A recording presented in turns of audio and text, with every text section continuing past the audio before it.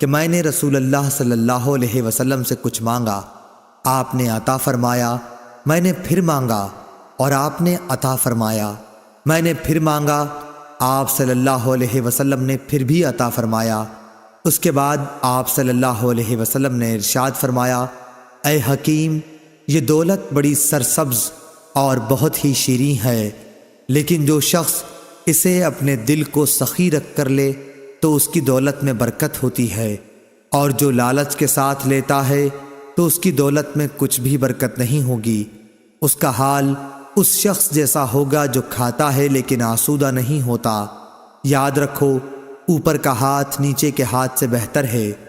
حکیم بن حزام رضی اللہ عنہ نے کہا کہ میں نے عرض کی، اس ذات کی قسم جس نے آپ کو سچائی کے ساتھ مبعوث کیا ہے، اب اس کے بعد میں کسی سے کوئی چیز نہیں لوں گا تاکہ اس دنیا ہی سے میں جدا ہو جاؤں۔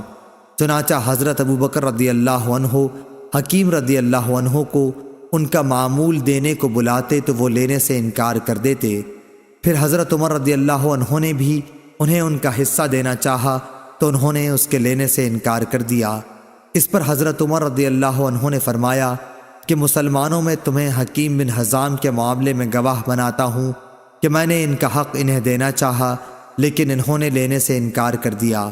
غرض، حکیم بن حزام رضی اللہ عنہ رسول اللہ صلی اللہ علیہ وسلم کے بعد اسی طرح کسی سے بھی کوئی چیز لینے سے ہمیشہ انکار ہی کرتے رہے یہاں تک کہ وفات پا گئے۔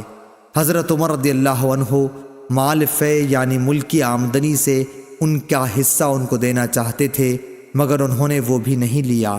صحیح بخاری حدیث نمبر 1472۔